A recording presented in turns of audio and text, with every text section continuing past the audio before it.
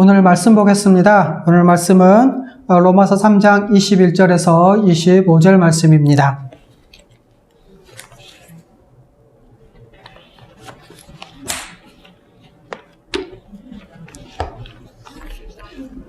로마서 3장 21절에서 25절 말씀입니다. 함께 읽도록 하겠습니다. 이제는 율법에 하나님의 한 의가 나타났으니 율법과 선지자들에게 증거를 받은 것이라. 곧 예수 그리스도를 믿음으로 말미암아 모든 믿는 자에게 미치는 하나님의 의인이 차별이 없느니라. 모든 사람이 죄를 범하였음에 하나님의 영광에 이르지 못하더니 그리스도 예수 안에 있는 성령으로 말미암아 하나님의 은혜로 값없이 의롭다 하심을 얻은 자 되었느니라.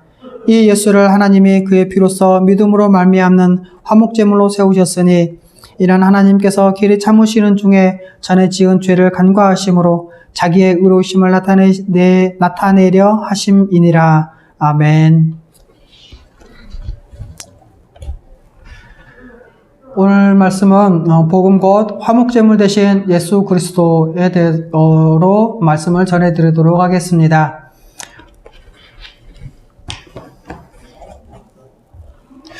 하나님은 창조하신 모든 피조세계를 사람에게 선물로 주시고 그곳에서 복과 안식을 누리며 살게 하셨습니다.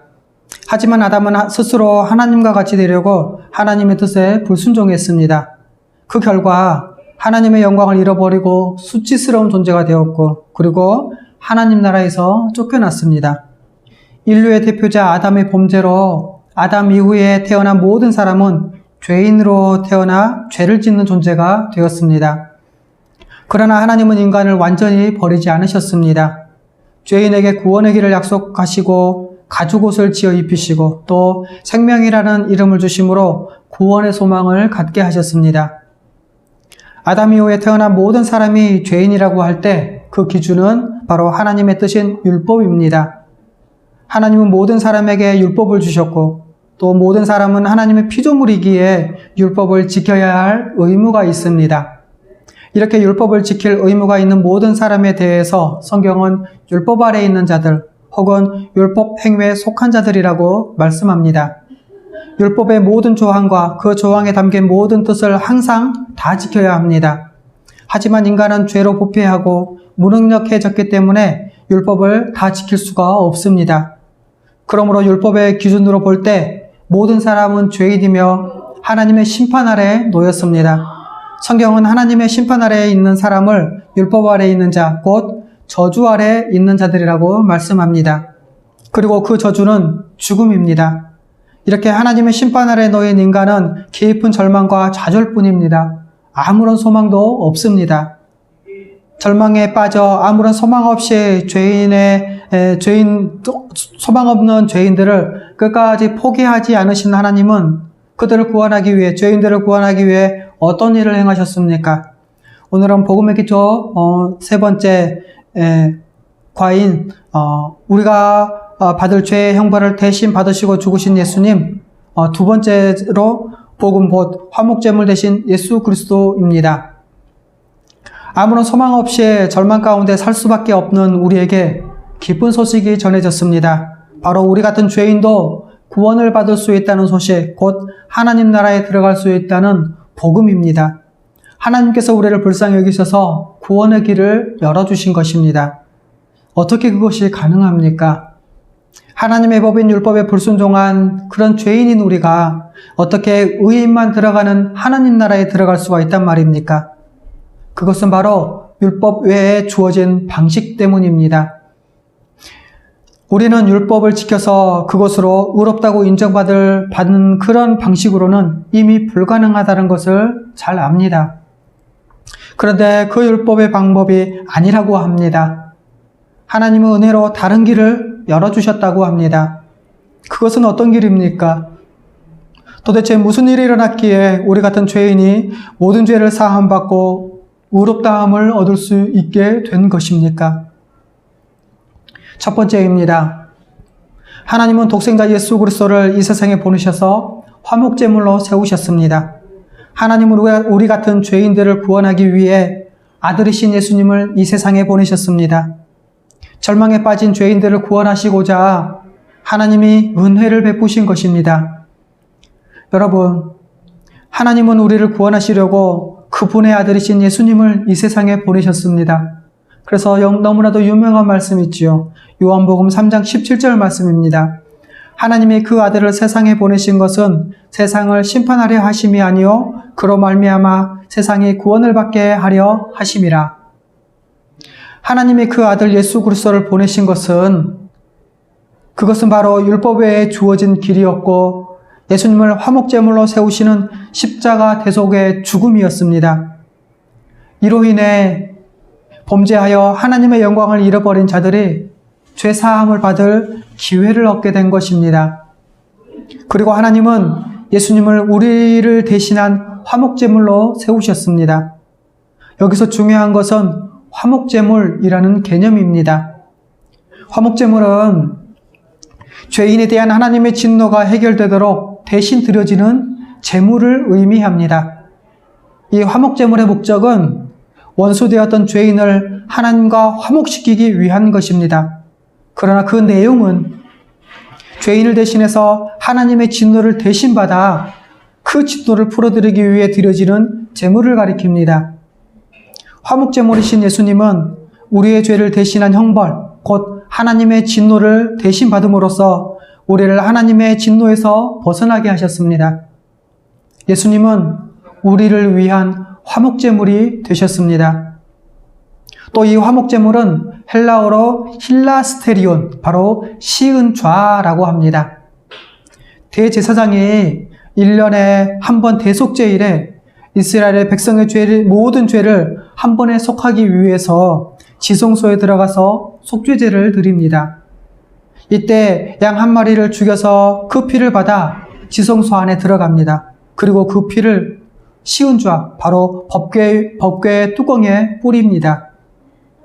이 피는 이스라엘 전체가 하나님의 심판을 받아 죽었다는 의미입니다.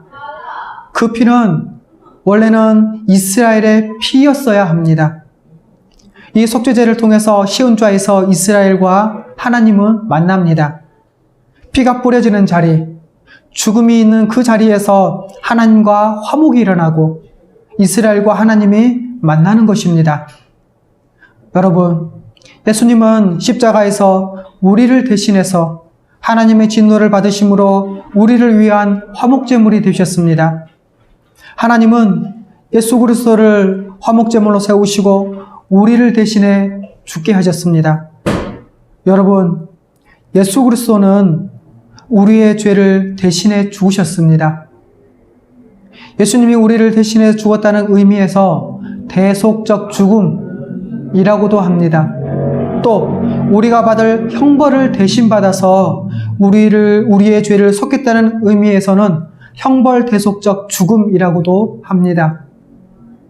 우리가 받아야 할 죄에 대한 심판, 즉 하나님의 진노를 예수님이 십자가에서 대신 받으신 것입니다. 우리가 죽었어야 할 그 자리에서 예수님이 우리 대신 죽으셨습니다.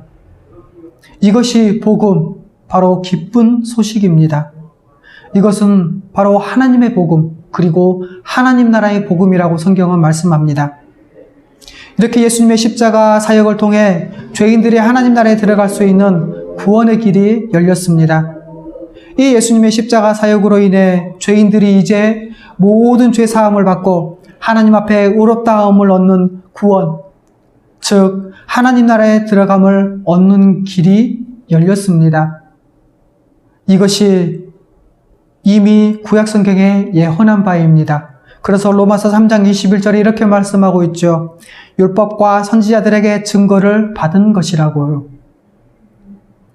또 의롭다함은 아무 죄도 없이 깨끗한 상태, 하나님 앞에 설 수 있는 상태를 가리킵니다.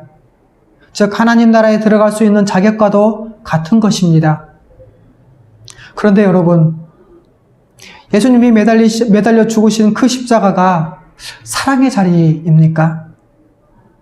우리가 받은 은혜를 생각할 때 사랑의 자리라고 말할 수도 있을 것입니다. 그러나 원래 그 십자가는 어떤 자리였습니까?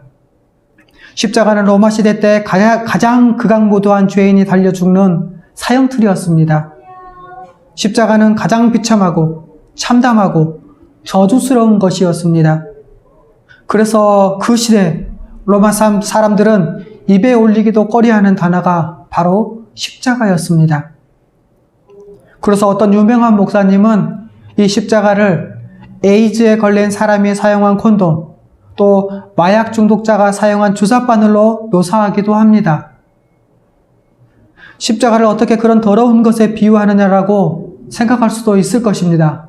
하지만 그만큼 상상하기도 싫고 더럽고 추악한 장소가 바로 십자가였다는 것입니다. 그래서 십자가는 사랑이 넘쳐나는 낭만적 장소가 아닙니다. 십자가를 그렇게 낭만적인 장소로 바라볼 수는 없습니다. 우리가 십자가를 보면 가장 먼저 생각해야 할 것은 하나님의 저주가 쏟아 부어진 장소가 바로 그 십자가라는 것입니다. 여러분, 십자가는 감당할 수 없는 하나님의 진노가 쏟아지는 그 십자가는 우리가 올라갔어야 할 죽음의 장소입니다. 그런데 하나님의 진노의 저주가 쏟아지는 그 사형의 장소를 낭만적으로 생각할 수 있겠습니까? 십자가는 너무나 참혹한 죄에 대한 심판을 보여줍니다. 그런데 그 아들을 보내신 하나님과 또 화목제물 되셔서 우리 죄를 대신해 죽으신 예수 그리스도를 보면 너무나 아이러니하게도 십자가는 사랑의 장소가 됩니다. 십자가는 죄에 대한 심판이 큰 만큼 하나님의 큰 사랑이 드러나는 장소입니다. 하나님의 은혜가 부어지는 장소입니다. 두 번째입니다. 성경은 화목제물이란 이 구원의 개념을 더 잘 이해시키기 위해서 속량이라는 개념을 사용합니다. 예수님의 십자가 죽음, 곧 형벌 대속적 죽음을 그리스도 예수 안에 있는 속량이라고 표현합니다. 24절에서는 이 속량을 통해 의롭다 하심을 얻는 것을 두 가지 표현을 사용해서 설명합니다. 그것이 무엇입니까? 이 속량이라는 표현을 통해서 예수님의 십자가 사역을 설명합니다. 원래 속량이라는 단어는 시장에서 노예를 살 때 쓰이는 단어였다고 합니다. 대가를 지불해서 노예나 포로에 있는 포로 상태에 있는 사람을 해방시켜서 자유하게 하는 것, 노예의 몸값을 지불하고 전쟁 포로나 노예를 해방시키거나 되사오는 것을 가리킵니다. 노예를 살 때 값을 지불한다는 것이죠. 그래서 그들을 사서 자유롭게 풀어주는 것을 의미합니다.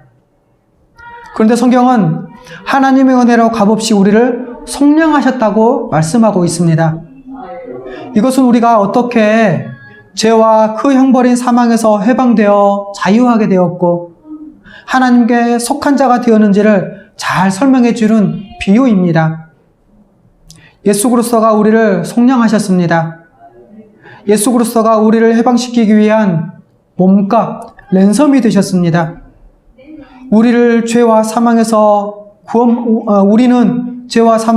구원받기 위해 우리의 생명, 곧 죽음이라는 값을 치러야 합니다. 사탄은 노예상이고 우리는 노예입니다. 우리는 사탄의 권세 아래에 묶여서 죄와 사망의 지배를 받던 존재였습니다. 그런데 하나님이 우리를 죄와 사망의 권세에서 풀어 자유를 주시려고 그 값으로 예수 그리스도의 생명이라는 값을 지불하셨습니다. 우리는 예수 그리스도의 피값으로 죄와 사망에서 자유하게 되었고 구원을 얻게 되었습니다. 또 의롭다 하심을 얻는다는 이 표현은 예수님의 십자가 사역을 통해서 우리가 받은 은혜를 설명합니다. 그래서 로마서 3장 24절에서는 우리가 하나님의 은혜로 값없이 의롭다 하심을 얻었다라고 말씀합니다. 값없이, 이것은 거저 혹은 공짜로라는 의미입니다. 거저 얻은 그 이유는 무엇입니까? 아무것도 지불할 수 없는 우리의 완전한 무능력 때문입니다. 여러분, 은혜라는 것은 우리가 아무것도 하지 않았다는 것을 의미합니다. 일하고 돈 받는 것은 은혜가 아니라 보수입니다. 하지만 은혜는 우리가 아무것도 하지 않았을 때 받는 것을 가리켜서 은혜라고 합니다. 우리는 은혜로 내가 한 것이 아무것도 없이 구원을 받았습니다. 그러나 실제로는 우리의 생명의 값은 창조주의 생명값입니다. 바로 예수님이 그 값이 되셨습니다. 우리에게는 거저지만 하나님 편에서는 예수님을 지불하셨습니다. 세 번째입니다. 이러한 하나님의 은혜는 오직 믿음으로만 받을 수 있습니다. 우리를 죄와 저주에서 해방시키는 이 속량을 위해서 예수님의 화목제물 되셨다는 것은 결국 그분이 십자가상에서 우리를 위한 대속적 죽음을 죽으셨다는 것을 가리킵니다. 예수님이 죽으신 죽음이 우리를 위한 속량이 되기 위해서는 우리는 그러면 어떻게 해야 하겠습니까? 예수님의 화목제물 되심이라는 그 은총을 얻기 위해서는, 그 은총을 입기 위해서는 믿음이 필요합니다. 그래서 3장 25절에 그 피로써 믿음으로 말미암는 이란 표현을 사용하고 있죠. 이 말씀을 우리말 성경에서는 의롭게 되는 것은 예수의 피를 믿음으로써 이루어집니다 라고 번역하고 있습니다. 그러므로 참된 믿음은 예수님의 피, 곧 예수님의 죽음이 어떤 죽음인지를 알고 믿는 그런 믿음입니다. 그래서 하나님이 예수님을 화목제물로 세우셨고 그것이 우리의 속량이 된다는 성경 말씀을 믿는 것은 대단히 중요합니다. 그의 피로써 믿음으로 말미암는 화목제물입니다. 다시 말씀드리면 그 피, 곧 예수님의 죽음을 믿을 때 이 형벌 대속적 죽음의 혜택을 받는다는 말입니다. 여러분, 믿는다는 것은 무엇입니까? 믿는다는 것은 하나님이 우리를 위해 행하신 일을 믿고 의지한다는 것을 말합니다. 예수님의 화목제물 되심을 믿는 것이며 예수님의 죽음이 우리가 받을 죄의 형벌을 대신 받으셔서 율법의 저주로 죽는 죽음이라는 것을 믿는 것입니다. 이것이 구원에 이르는 믿음에 대한 가장 최소한의 정의입니다. 이것이 바로 예수 그리스도를 믿는 믿음입니다. 하나님은 우리에게 오직 믿음의 반응만을 요구하십니다. 다른 것을 요구하지 않으십니다. 오직 믿음만을 원하십니다. 하나님이 오직 믿음만을 원하신다는 것은 죄인의 그 어떤 행위도 구원에 이르게 할 가치가 없다는 것을 의미합니다. 오직 믿음만을 원하신다는 것은 이 구원이, 우리가 받은 구원이 전적인 하나님의 은혜임을 알게 하시려는 것입니다. 그러므로 오직 믿음으로 모든 사람이 다 구원에 이를 수 있습니다. 모든 사람은 죄인입니다. 아무리 착한 죄인이라도 죄인에 불과합니다. 그런데 의롭다함을 얻어 하나님의 나라에 들어갈 수 있는 그 방편은 오직 믿음뿐이기 때문에 모든 믿는 자에게 하나님의 의가 차별 없이 미칩니다. 그래서 로마서 3장 30절에 할례자도 믿음으로 말미암아 또한 무할례자도 믿음으로 말미암아 의롭다 하실 하나님은 한 분이시라 라고 말씀하고 있습니다. 예수 그리스도를 믿는 믿음은 연관된 다른 진리에 대한 믿음으로 이어지기도 합니다. 바로 우리가 죄인인 것을 믿는 것입니다. 우리가 이전에 모든 것을 다해 하나님을 대적하던 극악한 죄인이었고 그 죄의 형벌로 죽어서 비참하게 지내던 자였다는 것도 믿는 것입니다. 그래서 항상 겸손하고 감사하는 삶을 살 것입니다. 죄인에 대해 진노하시는 것은 하나님의 공이라는 것을 믿습니다. 우리를 죄에서 구원하시기 위해 예수님이 우리 죄를 대신해서 죽으셨다는 것을 믿습니다.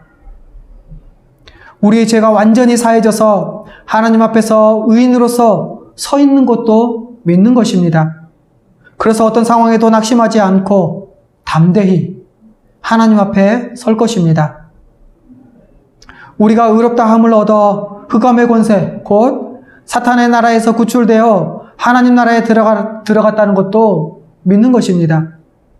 그래서 하나님 나라 곧 천국의 복락을 기대하며 누릴 것입니다.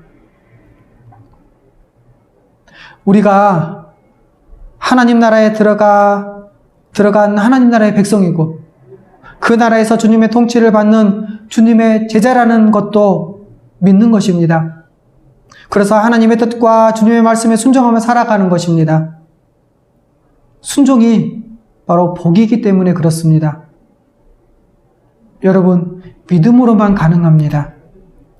믿음은 하나님이 우리를 위해 행하신 일을 믿고 의지하는 것입니다. 우리가 아무 일도 할 능력이 없을 뿐더러 아무 일도 하지 않고 하나님의 사역을 받아들이는 것, 이것이 믿음입니다.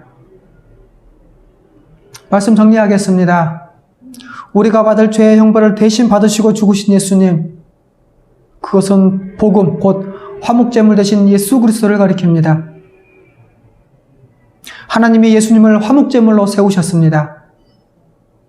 성경은 선언하고 있습니다. 하나님께서 예수 그리스도를 화목제물로 세우셨다라고 말이죠. 하나님은 우리 같은 죄인을 위해 자기 아들을 십자가에 내어주셨습니다. 우리 같은 자가 무엇이라고 하나님이 이런 일을 행하셨습니까? 도대체 화목제물이 무엇입니까? 화목제물은 죄인인 우리가 받아야 할 죄의 형벌을 대신 받아서 크고 두려운 하나님의 진노를 피할 수 있도록 드려지는 희생제물을 가리킵니다. 화목제물은 죄인으로서 원수되었던 우리를 하나님과 화목시키기 위해 드려진 희생제물을 말합니다. 예수 그리스도가 십자가에서 죽으심으로 바로 그 화목제물이 되셨습니다. 우리가 받아야 할 죄의 형벌을 예수님이 받으신 것입니다. 이것이 바로 예수님의 십자가의 죽음을 의미합니다. 우리는 이것을 바로 형벌 대속적 죽음이라고 부릅니다. 예수님의 죽음이 어떤 죽음인지 분명히 알고 싶다면 형벌 대속적 죽음이라는 이 표현을 사용해서 말씀해 보십시오. 하나님이 우리를 사랑하셔서 이 놀라운 은혜를 베푸셨다는 것을 우리는 반드시 기억해야 할 것입니다. 이 일을 행하신 하나님, 우리 아버지를 생각합시다. 하나님은 우리를 구원하시기 위해 자기 아들을 화목제물로 삼으셔서 그 참혹한 십자가 형벌에 내어주셨습니다. 가장 높으신 분이 가장 낮은 자를 위해 자신의 모든 것을 내어주셨습니다.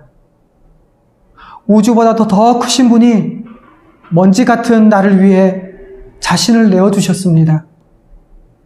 여러분, 우리는 십자가에서 보여주신 그 하나님의 사랑을 기억해야 합니다. 십자가에서 보여주신 사랑을 어떻게 우리가 말로 다 표현할 수 있겠습니까? 나 자신을 볼수록 너무나 더럽고 추악한 죄인이어서 할 수만 있다면 쥐구멍에 숨고 싶을 때가 너무나 많을 것입니다. 매일매일 죄를 짓기 때문에 그렇습니다. 그것도 큰 죄를 짓는 죄인이기 때문에 그렇습니다. 또 하나님의 은혜를 알면서도 계속해서 죄를 짓는 것 때문에 그렇습니다.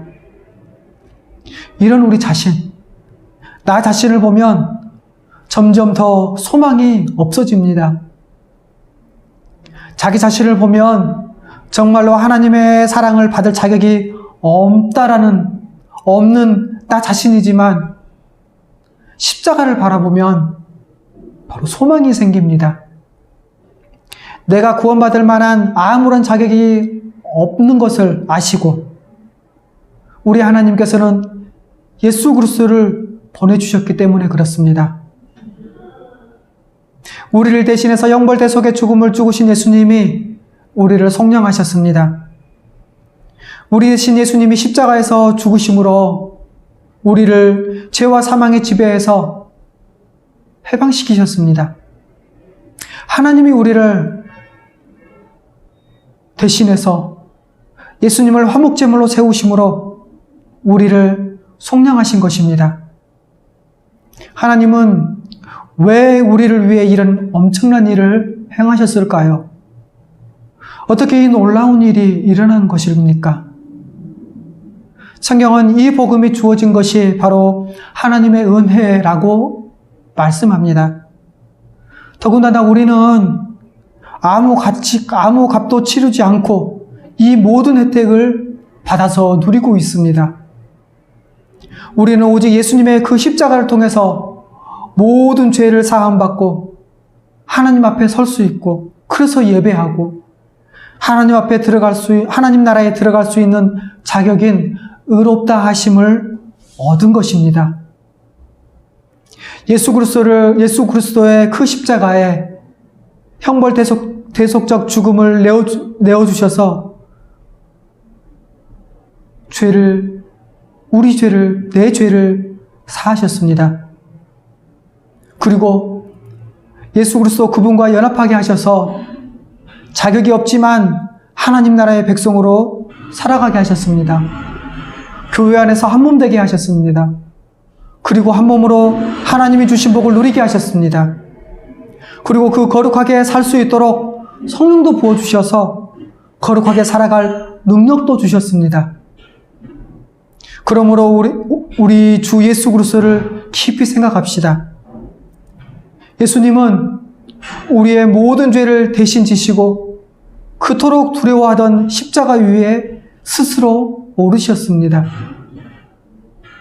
이 놀라운 하나님의 구원의 은혜는 오직 믿음으로만 얻을 수 있습니다. 이런 우리에게 하나님께서는 놀라운 은혜를 베푸셨죠. 자기 아들인 예수 그리스도로 하여금 우리의 죄를 대신 지시고 십자가에 죽게 하셨습니다. 상상도 할 수 없는 일이 일어난 것입니다. 그런데 여러분, 이 은혜는 아무에게나 주어진 것이 아닙니다. 바로 믿음이 필요합니다. 하나님의 행하신 일에 대한 믿음이 필요합니다. 십자가에 달리신 예수님만이 나의 구원자, 곧 그리스도이심을 믿는 믿음이 필요합니다. 우리 스스로는 구원에 이를 수 없다는 것을 겸손히 인정하고 예수님만을 의지하는 믿음이 필요합니다. 예수님의 십자가 죽음이 나를 위한 죽음이라는 사실을 믿고 그 은혜를 받는 것만이 구원에 이르는 유일한 길입니다. 오직 예수 그리스도를 믿는 자만이 죄사함과 의롭다함을 얻을 수 있습니다. 다른 길은 없습니다. 오직 믿음으로 말미암기에 어떤 사람에게도 차별이 없습니다. 이때 중요한 것은 믿음의 내용을 분명히 아는 것입니다. 그래서 로마서 3장 25절에 의하면 예수님의 피를 믿어야 한다고 말하고 있습니다.